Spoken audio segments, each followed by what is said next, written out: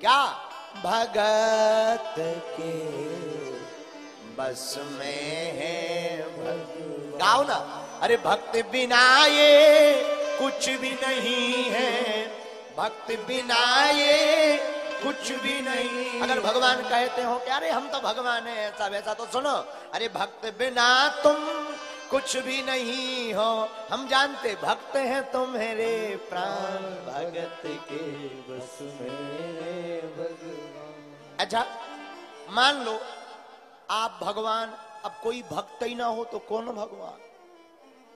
भाई गुरुजी तो वही होंगे जिनका चेला होगा।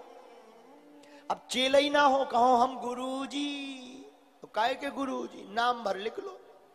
नाम लिखे क्या होता है भाई? गुरुजी तो वही है जिसके चेला हो, और चेला भी वही है जिसके गुरुजी हो। उसी प्रकार भगवान भी वही जिनके भक्त हो, और भक्त भी वही है जिनके भगवान हो।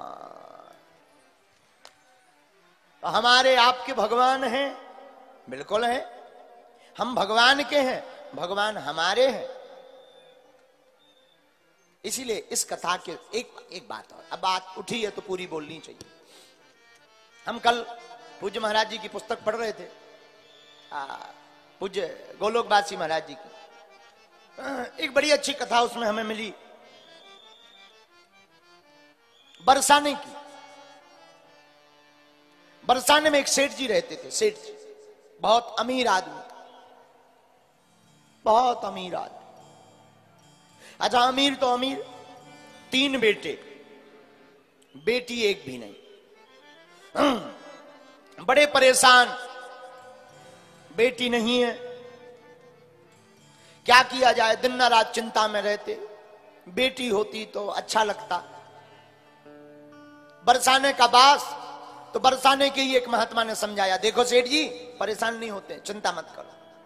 सुनहु सेठ तुमको मिलो, सुनहु सेठ तुमको मिलो, बरसाने को बास। तुम बड़े भाग्यशाली हो।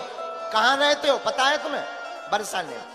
सुनहु सेठ तुमको मिलो, बरसाने को बास, और यही नाते राधा सुता, काहे रहत उदास। है? तुम्हें बरसाने का बास मिला है। यहां श्री वृषभानु दुलारी जी विराजमान है, श्री ब्रजेश्वरी राधा रानी जो विराजमान है।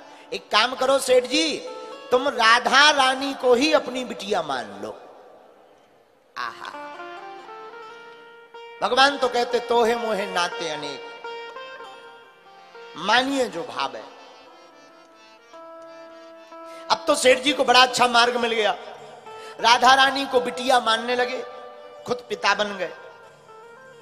3 बेटे 3 बहुएं घर में रहते आनंद से।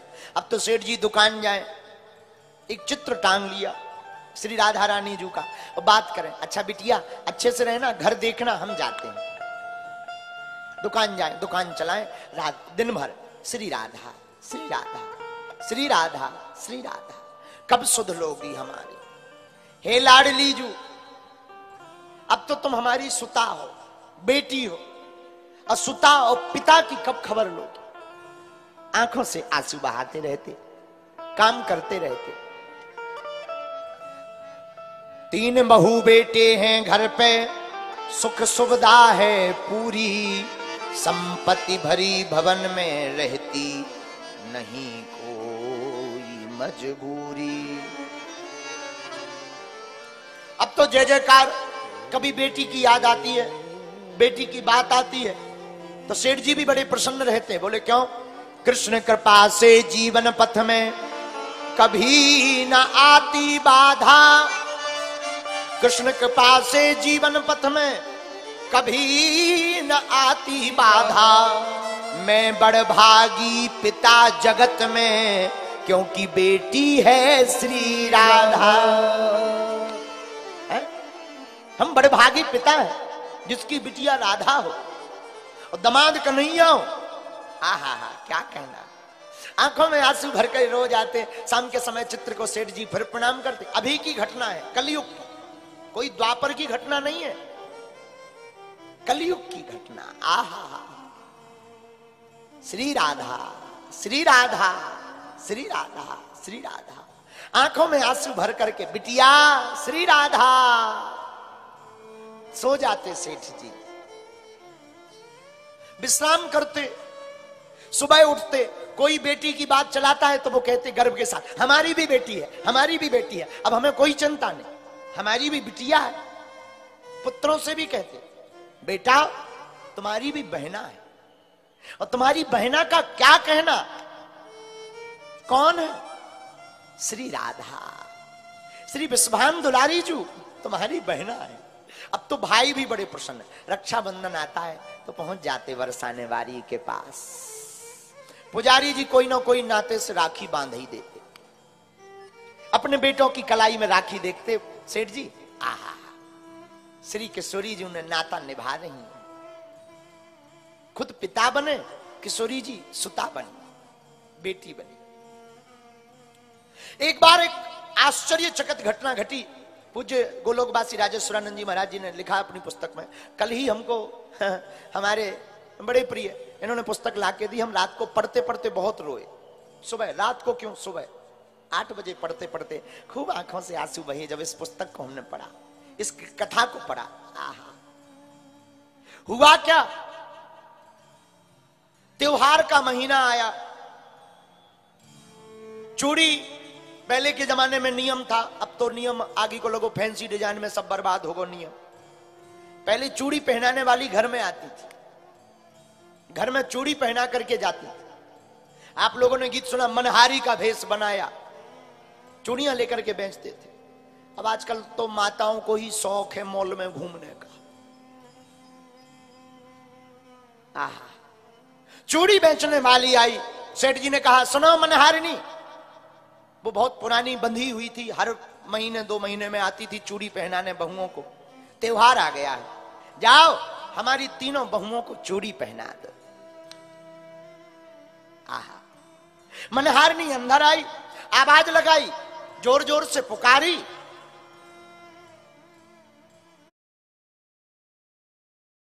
तीनों बहुओं को बुलाया, तीनों बहुएं घूंघट डाल करके आई। मन ही मन तीनों बहुएं हर्षाई। मनहारिनी थोड़ा मीठा बोली, अपनी गठरी चूड़ियों की खोली, हरी लाल बैगनी पीली नीली रंग बिरंगी चूड़ियां निकाली। तब तक श्री राधा जी ने सोचा हम भी तो हैं इस घर की लाली,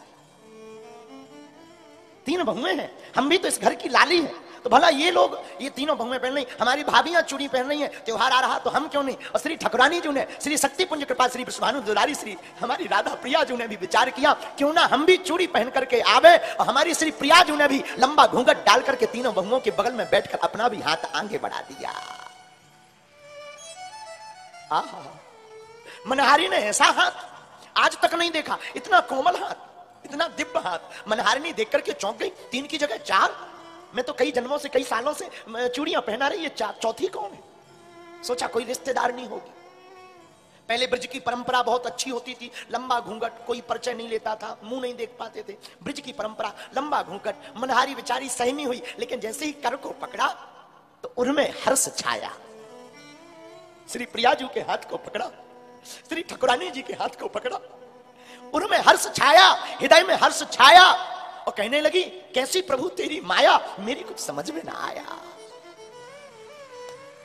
उस कर को पकड़ करके आहा, आह्लादित हो गई, गदगद हो गई मनहारिनी। चूड़ी पहनाई, कुछ भी कहो, चूड़ी तो चूड़ी है। चूड़ी पहनाई, एक चूड़ी को 3-3 बार डाल रही जानबूझकर। क्यों? इसी बहाने ये हाथ हमारे हाथ में तो रहेगा।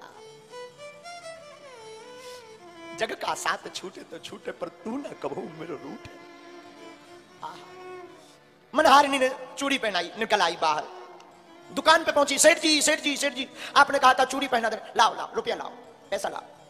सेठ जी तो फिक्स थे, मनहारिनी हमेशा की पहनाने वाली, रुपया भी फिक्स थे। 10 रुपया के हिसाब से 30 रुपया निकालकर, उस जमाने में बहुत होते थे 30 रुपए, 10 रुपया के हिसाब से 30 रुपए निकालकर सेठ जी ने आहा उस मनहारिनी को दिए। लो, वो तो झंझला गई। 3 नहीं 4 लोगों ने वहां चूड़ी पहनी, और आप हिसाब 3 का कर रहे हो, आपको शर्म नहीं आती। सेठ जी बोले मनहारिनी पागल हो गई क्या? अरे बाबरी हो गई, हमारे घर में बहुएं ही 3 है, कोई रिश्तेदार नहीं, आई नहीं हमारे घर पे, कोई रिश्तेदार नहीं, आती नहीं है, कोई है नहीं हमारे घर पे। तू पागल है, बाबरी है क्या, बुद्धि सटिया गई क्या? काऊ और को हिसाब किताब मुंह पे तो नहीं जोड़ रही।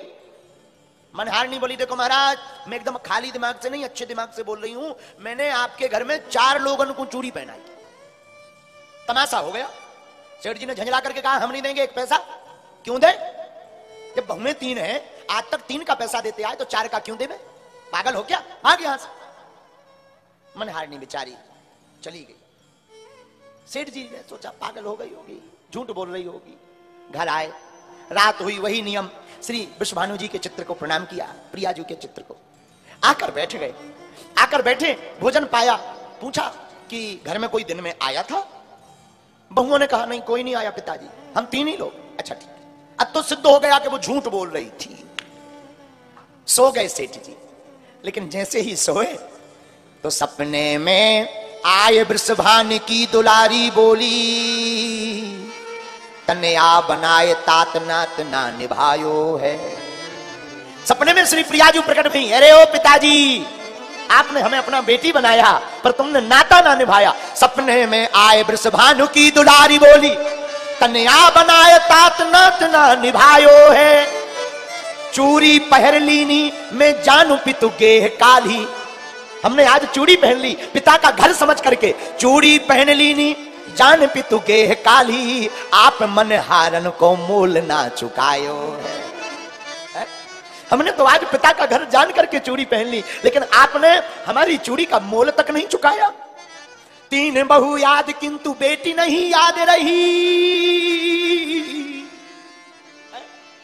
3 बहू याद पर बेटी नहीं याद रही। कहत श्री राधिका को ही ये भर आयो है। श्री किशोरी जी जहां ये बोली, पिताजी आपको 3 बहुएं याद नहीं पर ये बिटिया याद नहीं रही। और सपने में ही किशोरी जी आंखों में आंसू भरने लगी और आंसू भर के कहने लगी, 3 बहू याद किंतु बेटी नहीं याद रही।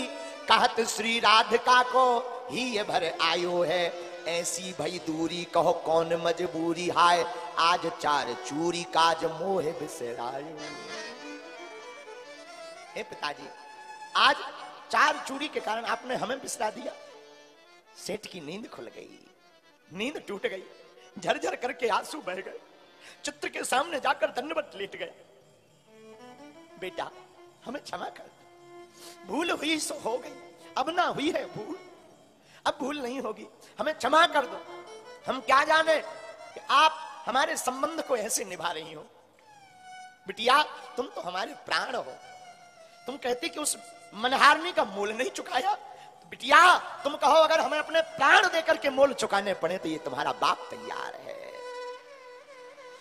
तुम्हारा पिता तैयार। रात को ही सेठ भागे भागे गए मनहारनी के द्वार पर। आहा, मनहारनी के घर पर पहुंचे सेठ जी। धन धन भाग तेरो मनहारी, जोर से बजाया। मनहारनी ने द्वार खोला। कौन है इतनी रात? अरे सेठ जी तुम। आंखों में आंसू भरे, हाथ कपकपाते हुए, रुपया हाथ में लिए। हमें क्षमा कर दो, हमें क्षमा कर दो, हमें क्षमा कर दो। क्या हुआ? आप रो क्यों रहे? सेठ जी कुछ बोल पाते, लेकिन बाणी कई बार बाणी कम बोलती है, आंखें ज्यादा बोल देती हैं। जिससे मोहब्बत बहुत ज्यादा होती है, जिससे मोहब्बत बहुत ज्यादा होती है, उससे बाणी कम, आंखें बोलती है। पर बात कम होती है। नजरों के इशारों से वो नजारे समझ गए, नजरों के इशारों से वो नजारे समझ गए। हमने तो सिर्फ बाहें फैलाई, वो हमारे सहारे समझ गए।